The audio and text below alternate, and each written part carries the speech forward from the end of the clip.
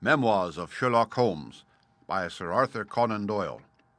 Adventure 1. Silver Blaze. "I'm afraid, Watson, that I shall have to go," said Holmes as we sat down together to our breakfast one morning. "Go? Where to?" "To Dartmoor, to King's Pyland." I was not surprised. Indeed, my only wonder was that he had not already been mixed up in this extraordinary case, which was the one topic of conversation through the length and breadth of England. For a whole day my companion had rambled about the room with his chin upon his chest and his brows knitted, charging and recharging his pipe with the strongest black tobacco, and absolutely deaf to any of my questions or remarks. Fresh editions of every paper had been sent up by our news-agent, only to be glanced over and tossed down into a corner. Yet, silent as he was, I knew perfectly well what it was over which he was brooding. There was but one problem before the public which could challenge his powers of analysis, and that was the singular disappearance of the favourite for the Wessex Cup and the tragic murder of its trainer. When therefore he suddenly announced his intention of setting out for the scene of the drama, it was only what I had both expected and hoped for.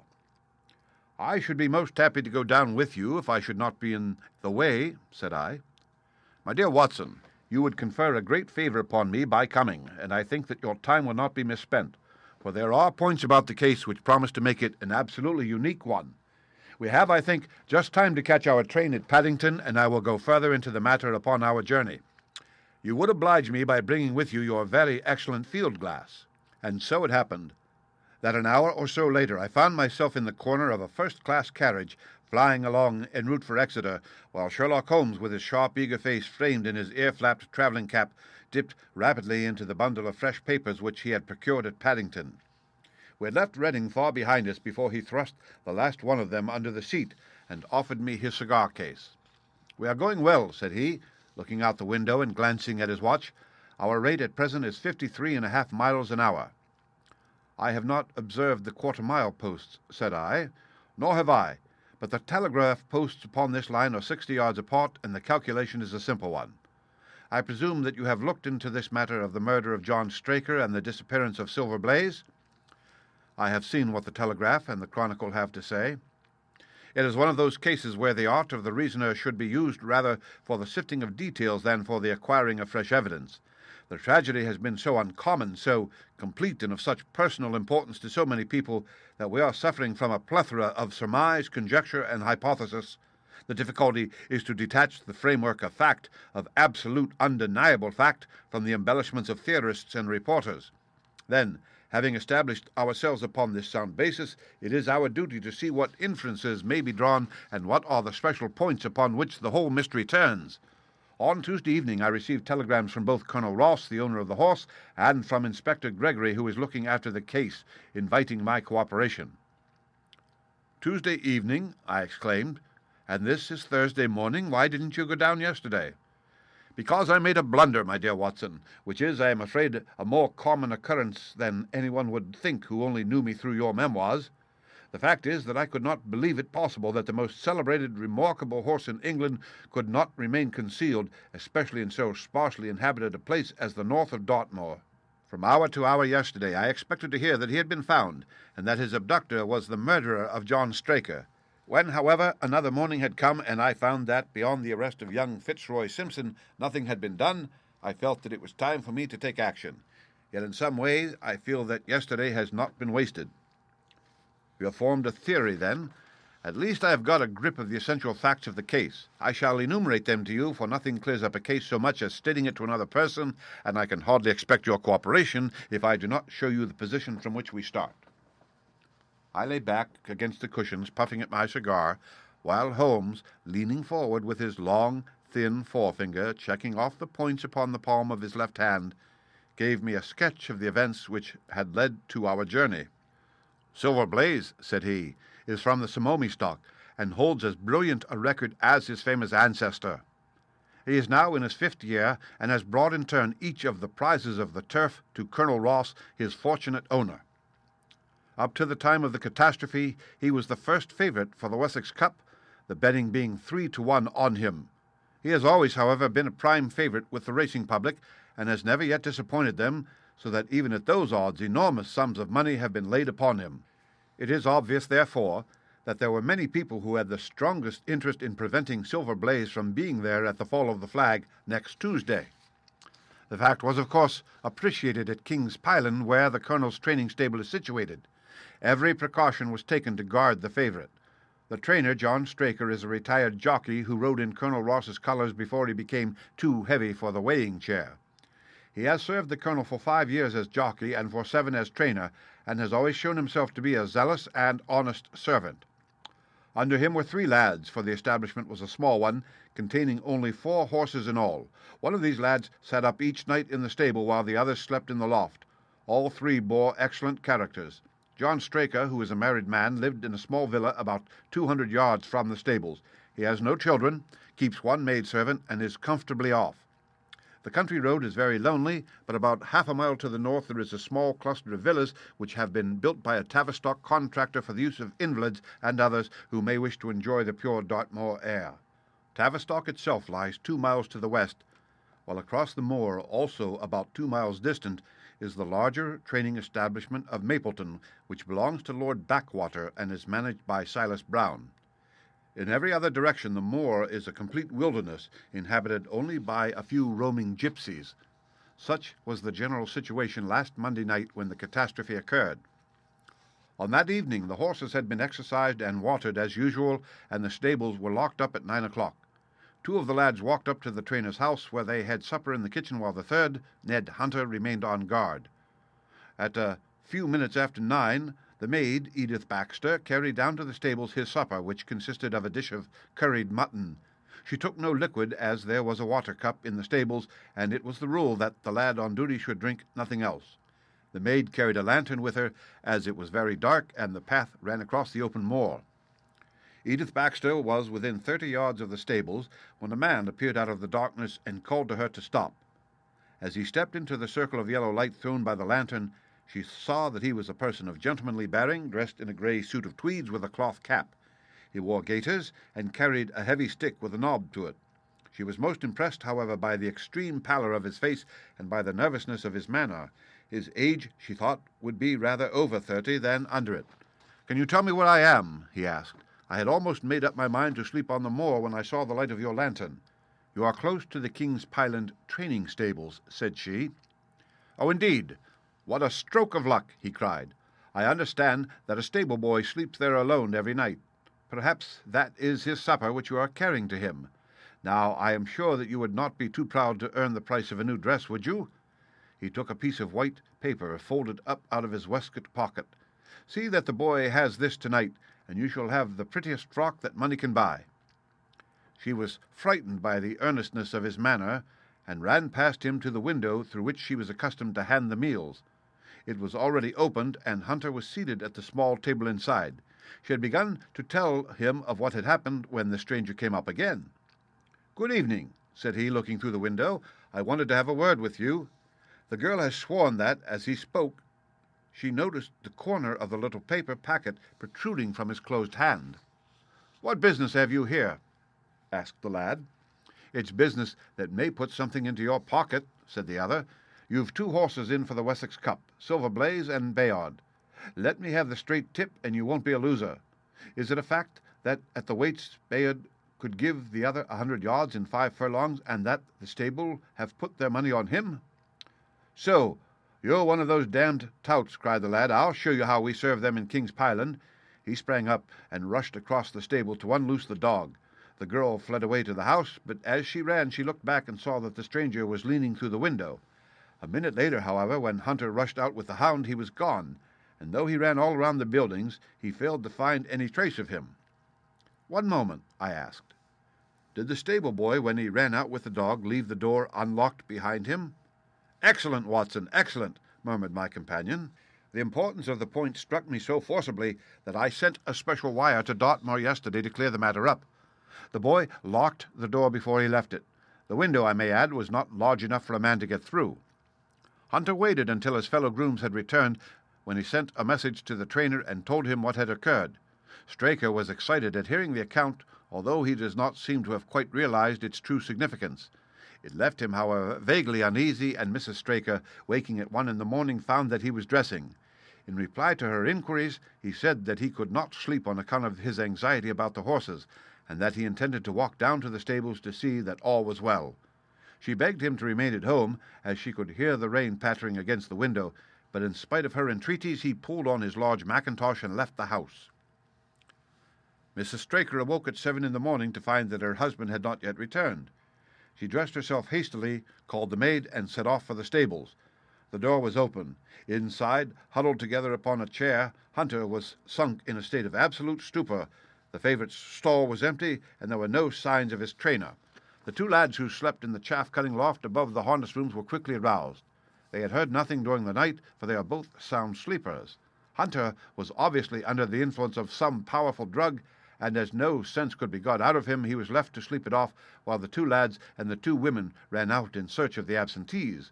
They still had hopes that the trainer had for some reason taken out the horse for early exercise, but on ascending the knoll near the house, from which all the neighbouring moors were visible, they not only could see no signs of the missing favourite, but they perceived something which warned them that they were in the presence of a tragedy. About a quarter of a mile from the stables, John Straker's overcoat was flapping from a furze bush. Immediately beyond there was a bowl-shaped depression in the moor, and at the bottom of this was found the dead body of the unfortunate trainer.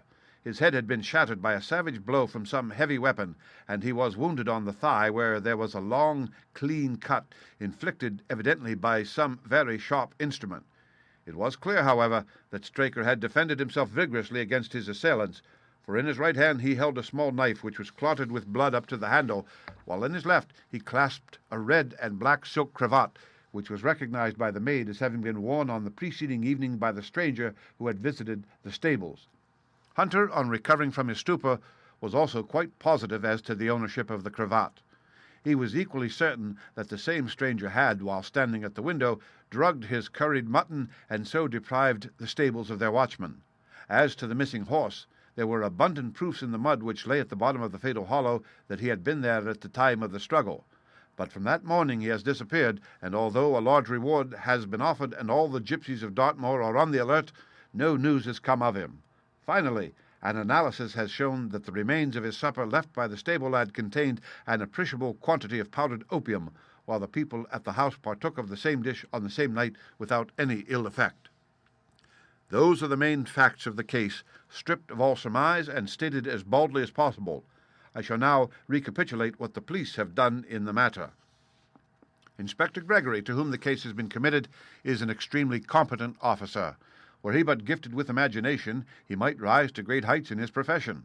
On his arrival, he promptly found and arrested the man upon whom suspicion naturally rested. There was little difficulty in finding him, for he inhabited one of those villas which I have mentioned. His name, it appears, was Fitzroy Simpson. He was a man of excellent birth and education, who had squandered a fortune upon the turf, and who lived now by doing a little quiet and genteel book-making in the sporting clubs of London. An examination of his betting book shows that bets to the amount of £5,000 had been registered by him against the favourite. On being arrested, he volunteered that statement that he had come down to Dartmoor in the hopes of getting some information about the King's Pyland horses, and also about Desborough, the second favourite, which was in charge of Silence Brown at the Mapleton stables. He did not attempt to deny that he had acted as described upon the evening before, but declared that he had no sinister designs and had simply wished to obtain first-hand information. When confronted with his cravat, he turned very pale and was utterly unable to account for its presence in the hand of the murdered man.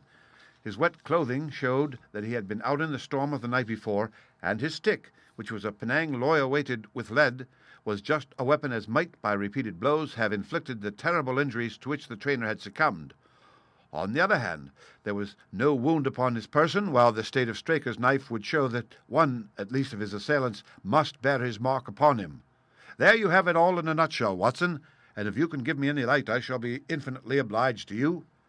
I had listened with the greatest interest to the statement which Holmes, with characteristic clearness, had laid before me. Though most of the facts were familiar to me, I had not sufficiently appreciated their relative importance, nor their connection to each other. Is it not possible, I suggested, that the incised wound upon Straker may have been caused by his own knife in the convulsive struggles which follow any brain injury? It is more than possible, it is probable, said Holmes. In that case, one of the main points in favour of the accused disappears. And yet, said I, Even now I fail to understand what the theory of the police can be. I'm afraid that whatever theory we state has very grave objections to it, returned my companion. The police imagine, I take it, that this Fitzroy Simpson, having drugged the lad and having in some way obtained a duplicate key, opened the stable door and took out the horse with the intention, apparently, of kidnapping him altogether. His bridle is missing, so that Simpson must have put this on. Then, having left the door open behind him, he was leading the horse away over the moor when he was either met or overtaken by the trainer. A row naturally ensued. Simpson beat out the trainer's brains with his heavy stick without receiving any injury from the small knife which Straker used in self-defense, and then the thief either led the horse on to some secret hiding place, or else it may have bolted during the struggle and be now wandering out on the moors. That is the case as it appears to the police, and improbable as it is, all other explanations are more improbable still. However, I shall very quickly test the matter when I am once upon the spot, and until then I cannot really see how we can get much further than our present position. It was evening before we reached the little town of Tavistock, which lies, like the boss of a shield, in the middle of the huge circle of Dartmoor. Two gentlemen were awaiting us in the station, the one a tall, fair man with lion-like hair and beard, and curiously penetrating light blue eyes. The other, a small, alert person, very neat and dapper, in a frock coat and gaiters, with trim little side whiskers and an eyeglass. The latter was Colonel Ross, the well-known sportsman. The other, Inspector Gregory, a man who was rapidly making his name in the English detective service. "I am delighted that you have come down, Mr. Holmes," said the colonel. "The inspector here has done all that could possibly be suggested, but I wish to leave no stone unturned in trying to avenge poor Straker and in recovering my horse." "Have there been any fresh developments?" asked Holmes. "I am sorry to say that we have made very little progress," said the inspector. "We have an open carriage outside, and as you would no doubt like to see the place before the light fails, we might talk it over as we drive." A minute later we were all seated in a comfortable landau and were rattling through the quaint old Devonshire city. Inspector Gregory was full of his case and poured out a stream of remarks, while Holmes threw in an occasional question or interjection. Colonel Ross leaned back with his arms folded and his hat tilted over his eyes, while I listened with interest to the dialogue of the two detectives. Gregory was formulating his theory, which was almost exactly what Holmes had foretold in the train.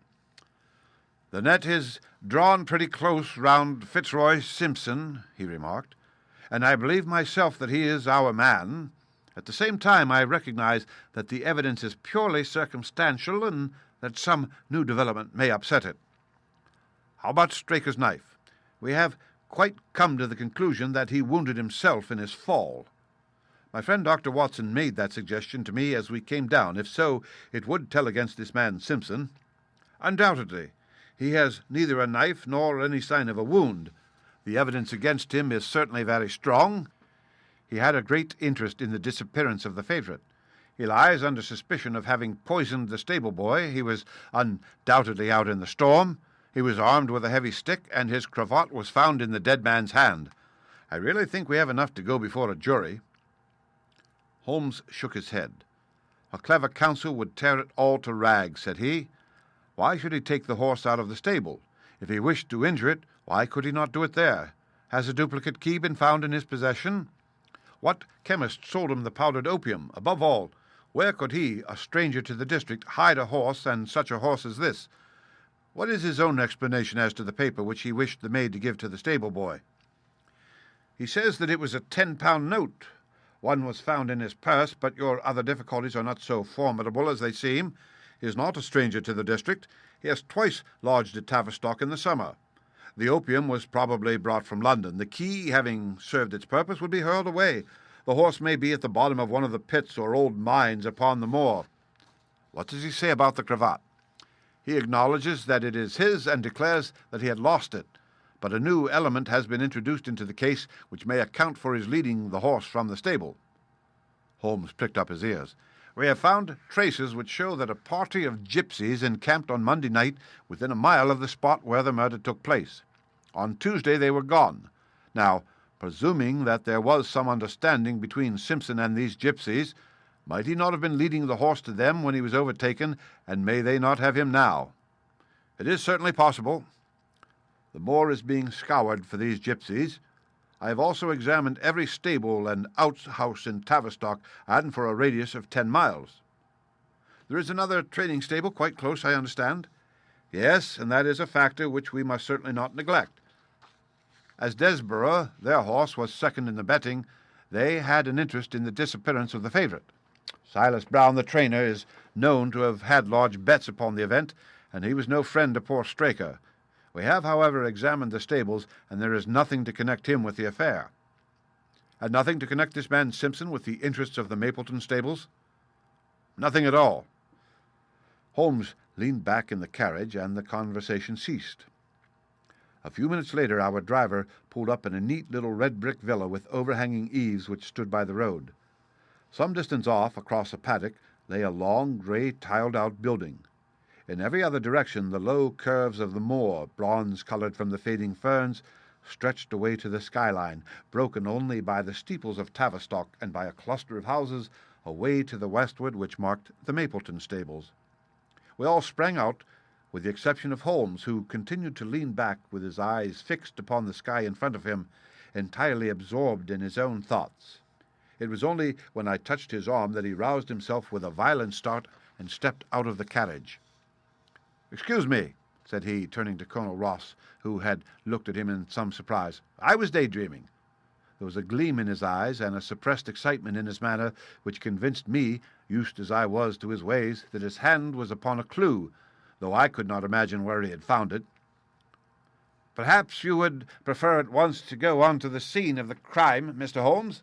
said Gregory. "I think I should prefer to stay here a little and go into one or two questions of detail. Straker was brought back here, I presume?" "Yes, he lies upstairs. The inquest is tomorrow." "He has been in your service some years, Colonel Ross?" "I have always found him an excellent servant. I presume that you made an inventory of what he had in his pockets at the time of his death, Inspector?" "I have the things themselves in the sitting-room, if you would care to see them." "I should be very glad."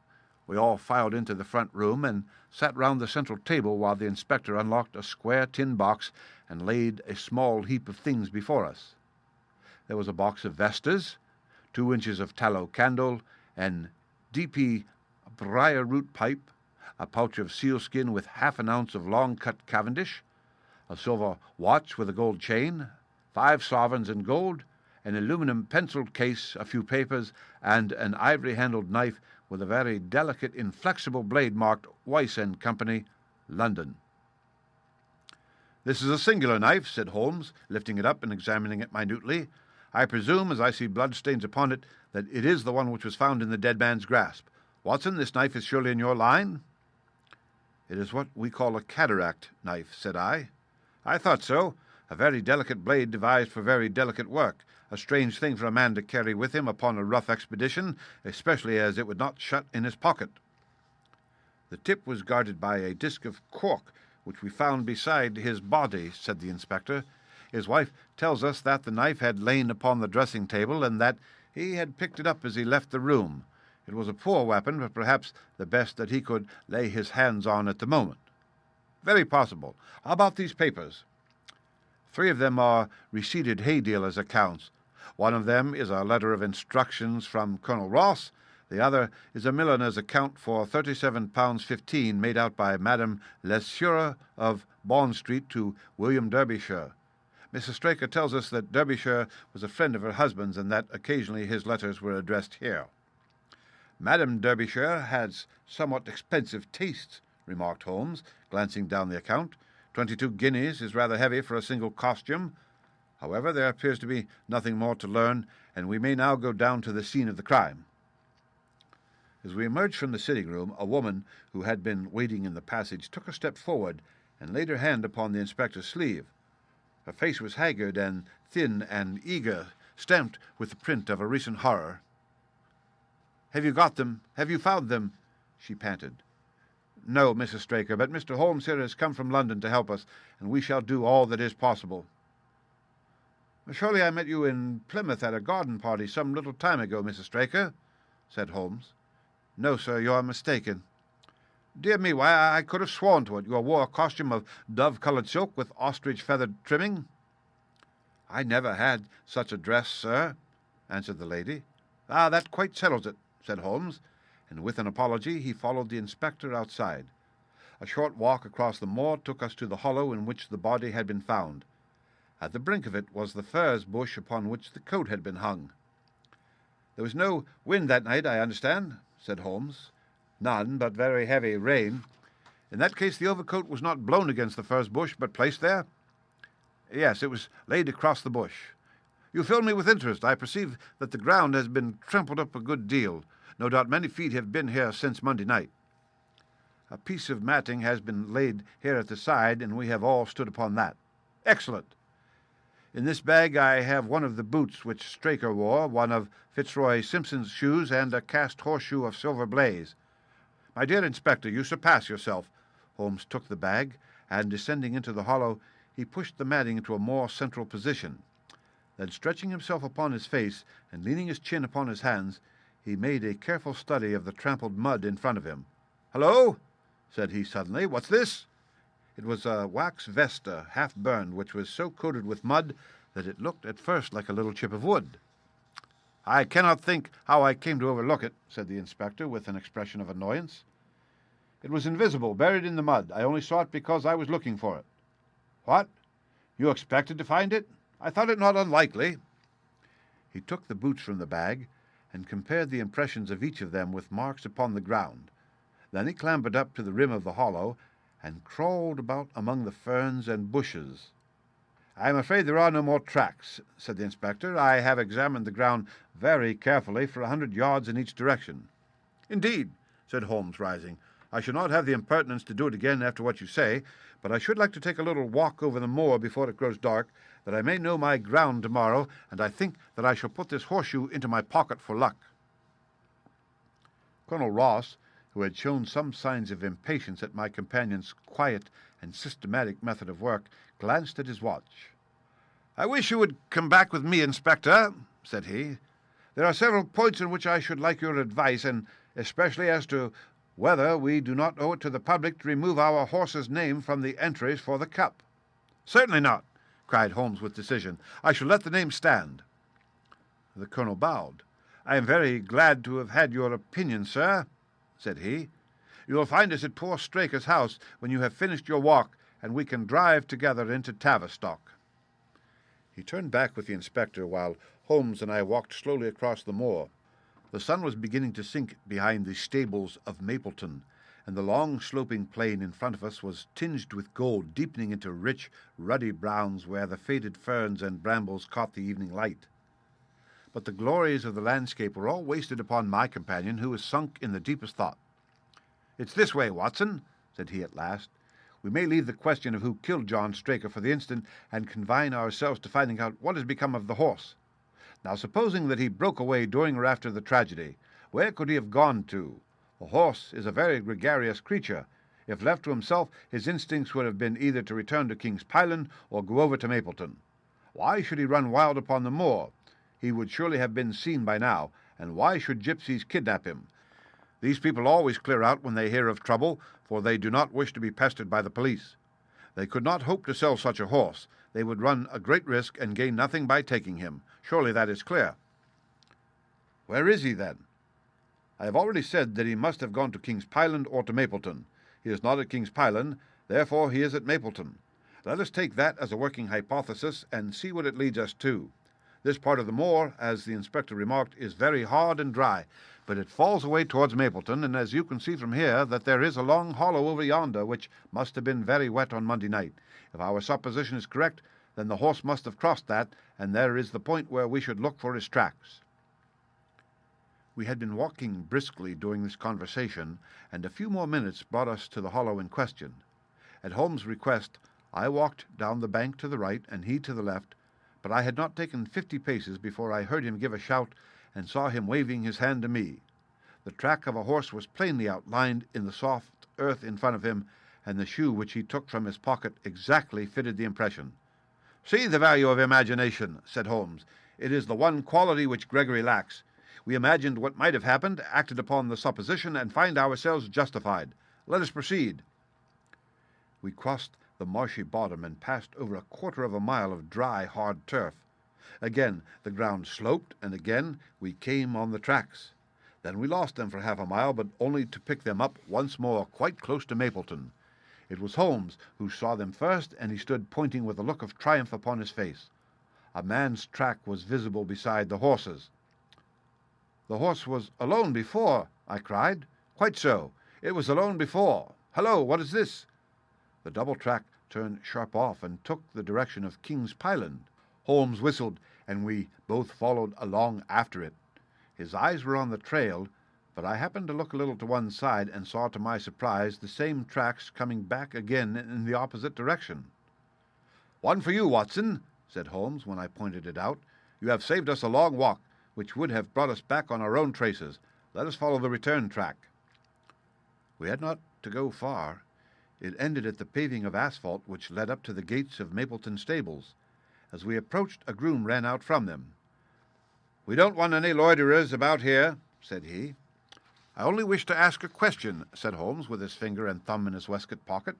"Should I be too early to see your master, Mr. Silas Brown, if I were to call at 5 o'clock tomorrow morning?" "Bless you, sir, if any one is about he will be, for he is always the first stirring. But here he is, sir, to answer your questions for himself." "No, sir, no.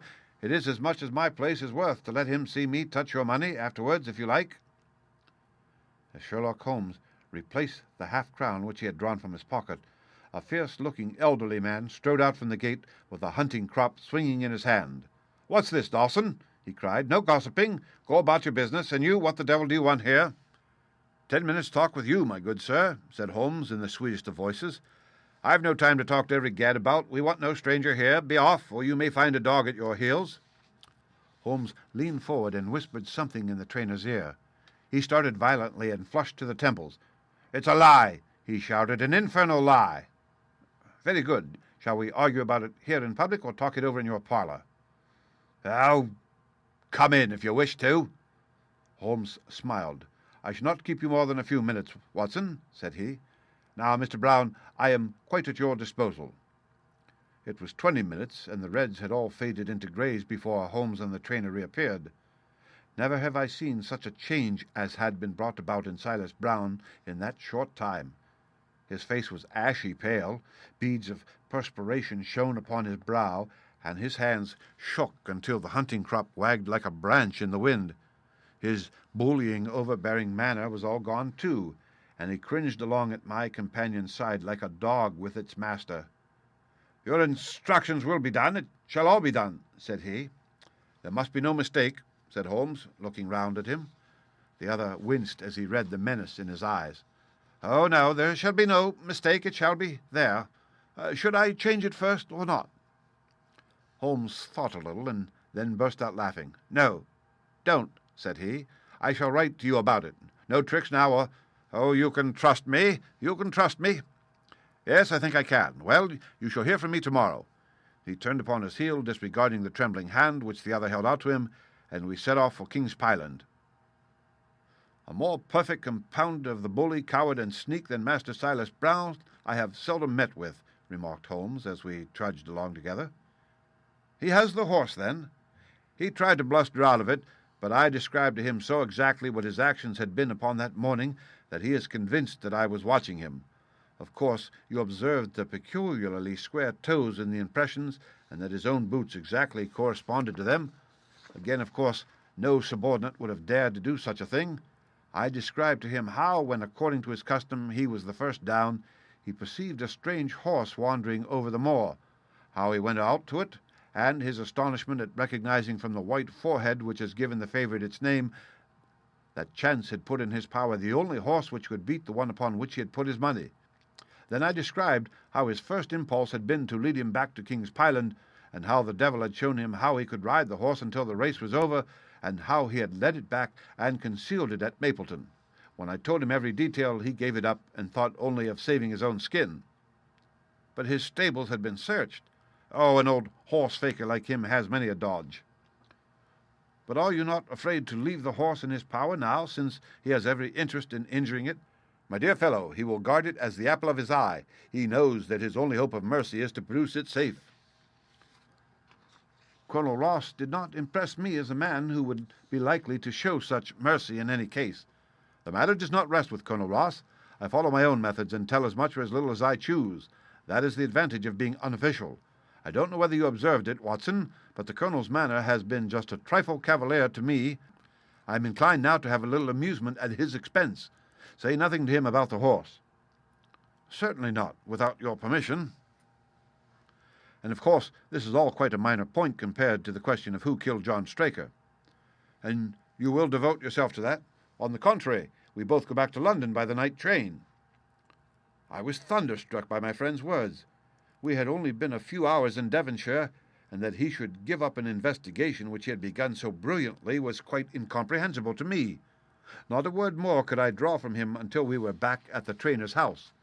The Colonel and the inspector were awaiting us in the parlour.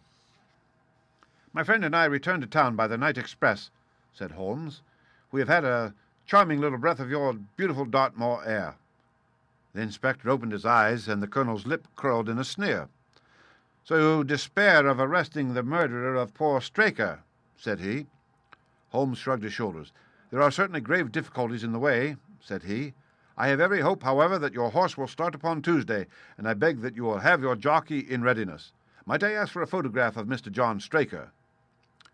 The inspector took one from an envelope and handed it to him. "My dear Gregory, you anticipate all my wants. If I might ask you to wait here for an instant, I have a question which I should like to put to the maid." "I must say that I am rather disappointed in our London consultant," said Colonel Ross bluntly, as my friend left the room. "I do not see that we are any further than when he came." "At least you have his assurance that your horse will run," said I. "Yes, I have his assurance," said the Colonel with a shrug of his shoulders. "I should prefer to have the horse." I was about to make some reply in defence of my friend when he entered the room again. "Now, gentlemen," said he, "I am quite ready for Tavistock." As we stepped into the carriage, one of the stable lads held the door open for us. A sudden idea seemed to occur to Holmes, for he leaned forward and touched the lad upon the sleeve. "You have a few sheep in the paddock," he said. "Who attends to them?" "I do, sir." "Have you noticed anything amiss with them of late?" "Well, sir, not much of account, but 3 of them have gone lame, sir." I could see that Holmes was extremely pleased, for he chuckled and rubbed his hands together. "A long shot, Watson, a very long shot," said he, pinching my arm. "Gregory, let me recommend to your attention this singular epidemic among the sheep. Drive on, coachman."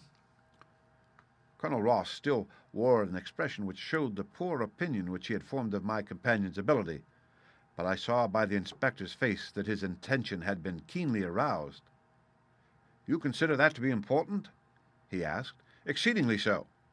"Is there any point to which you would wish to draw my attention?" "To the curious incident of the dog in the night time." "The dog did nothing in the night time. That was the curious incident," remarked Sherlock Holmes. 4 days later, Holmes and I were again in the train, bound for Winchester to see the race for the Wessex Cup. Colonel Ross met us by appointment outside the station, and we drove in his drag to the course beyond the town. His face was grave, and his manner was cold in the extreme. "I have seen nothing of my horse," said he. "I suppose that you would know him when you saw him?" asked Holmes.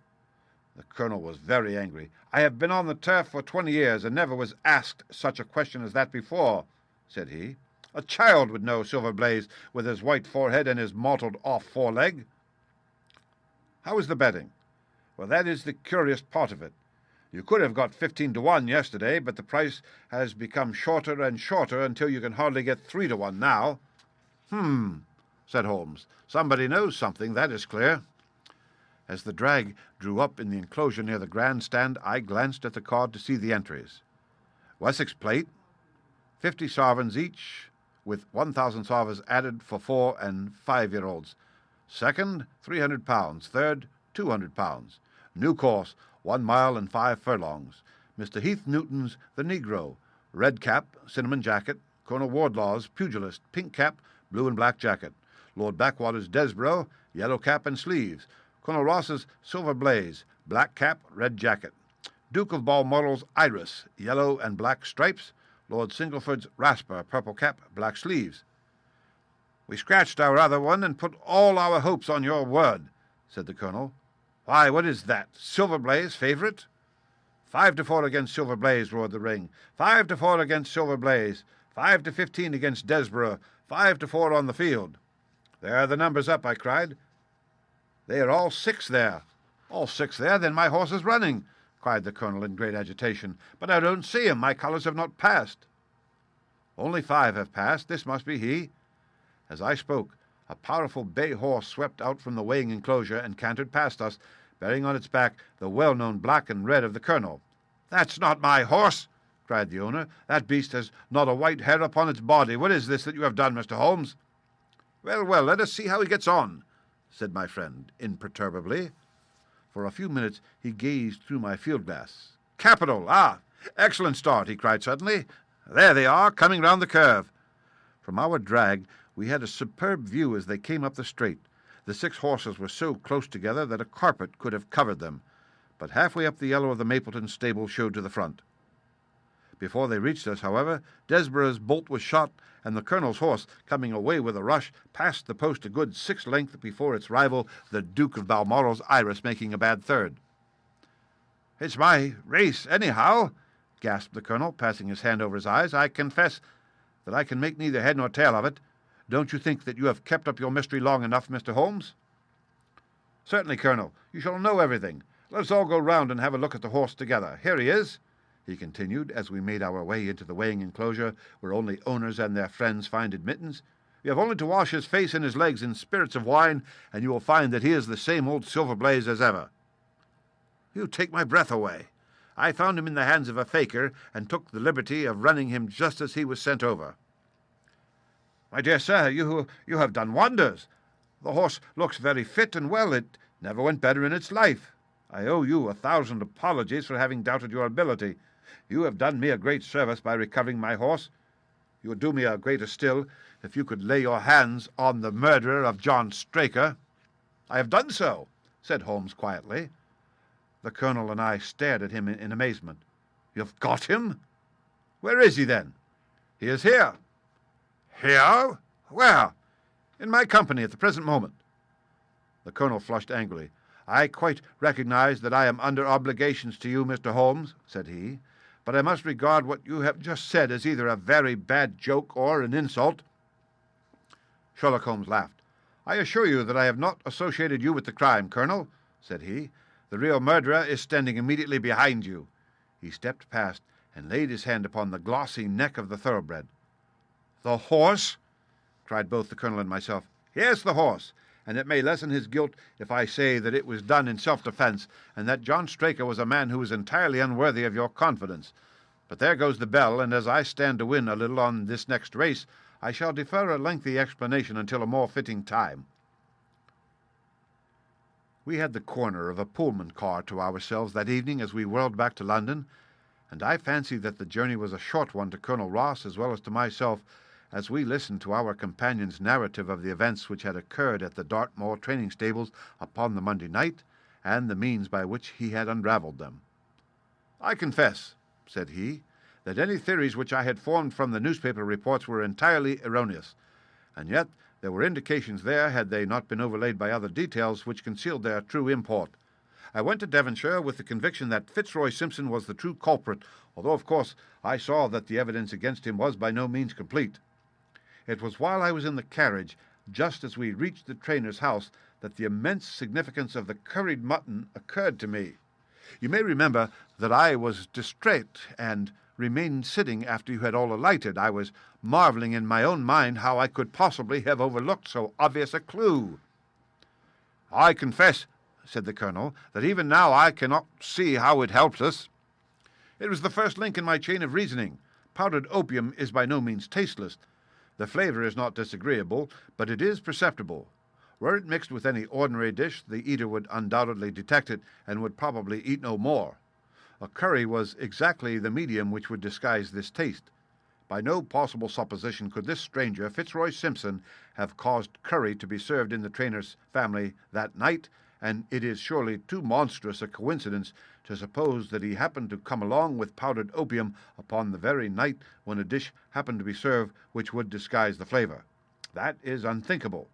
Therefore, Simpson becomes eliminated from the case, and our attention centers upon Straker and his wife, the only two people who could have chosen curried mutton for supper that night. The opium was added after the dish was set aside for the stable boy, for the others had the same supper with no ill effects. Which of them, then, had access to that dish without the maid seeing them? Before deciding that question, I had grasped the significance of the silence of the dog, for one true inference invariably suggests others. The Simpson incident had shown me that a dog was kept in the stables, and yet, though someone had been in and had fetched out a horse, he had not barked enough to arouse the two lads in the loft. Obviously, the midnight visitor was someone whom the dog knew well.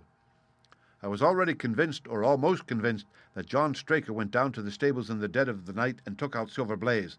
For what purpose? For a dishonest one, obviously, or why should he drug his own stable boy? And yet I was at a loss to know why.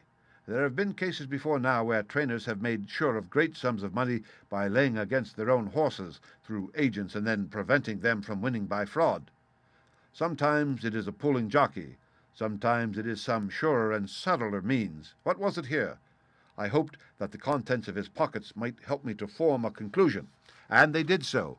You cannot have forgotten the singular knife which was found in the dead man's hand, a knife which certainly no sane man would choose for a weapon. It was, as Dr. Watson told us, a form of knife which is used for the most delicate operations known in surgery, and it was to be used for a delicate operation that night. You must know, with your wide experience of turf matters, Colonel Ross, that it is possible to make a slight nick upon the tendons of a horse's ham, and to do it subcutaneously so as to leave absolutely no trace. A horse so treated would develop a slight lameness, which would be put down to a strain in exercise or a touch of rheumatism, but never to foul play. "Villain! Scoundrel!" cried the colonel. We have here the explanation of why John Straker wished to take the horse out onto the moor. So spirited a creature could have certainly roused the soundest of sleepers when it felt the prick of the knife. It was absolutely necessary to do it in the open air. "I've been so blind!" cried the colonel. "Of course that was why he needed the candle and struck the match." "Undoubtedly.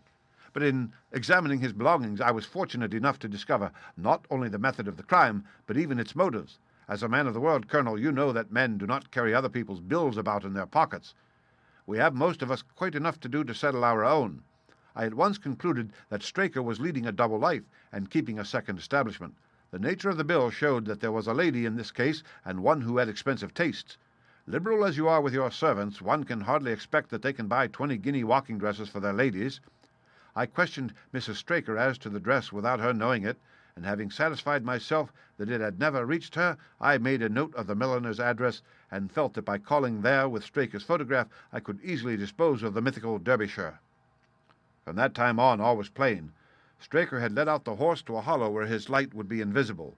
Simpson, in his flight, had dropped his cravat, and Straker had picked it up with some idea, perhaps, that he might use it in securing the horse's leg. Once in the hollow, he had got behind the horse and had struck a light, but the creature, frighted at the sudden glare, and with the strange instinct of animals feeling that some mischief was intended, had lashed out, and the steel shoe had struck Straker full on the forehead. He had already, in spite of the rain, taken off his overcoat in order to do this delicate task, and so, as he fell, his knife gashed his thigh. Do I make it clear? "Wonderful!" cried the colonel. "Wonderful! You might have been there." My final shot was, I confess, a very long one. It struck me that so astute a man as Straker would not undertake this delicate tendon-nicking without a little practice. What could he practice on? My eyes fell upon the sheep, and I asked a question which, rather to my surprise, showed that my surmise was correct. When I returned to London, I called upon the milliner, who had recognized Straker as an excellent customer of the name of Derbyshire, who had a very dashing wife, with a strong partiality for expensive dresses. I have no doubt that this woman had plunged him over head and ears in debt, and so led him into this miserable plot. "You have explained all but one thing," cried the colonel. "Where was the horse?" "Ah, it bolted and was cared for by one of your neighbors. We must have an amnesty in that direction, I think. This is Clapham Junction, if I am not mistaken, and we shall be in Victoria in less than 10 minutes. If you care to smoke a cigar in our rooms, Colonel, I shall be happy to give you any other details which might interest you." The end. Read by Rick Kishner for Lit2Go on the web at fcit.usf.edu.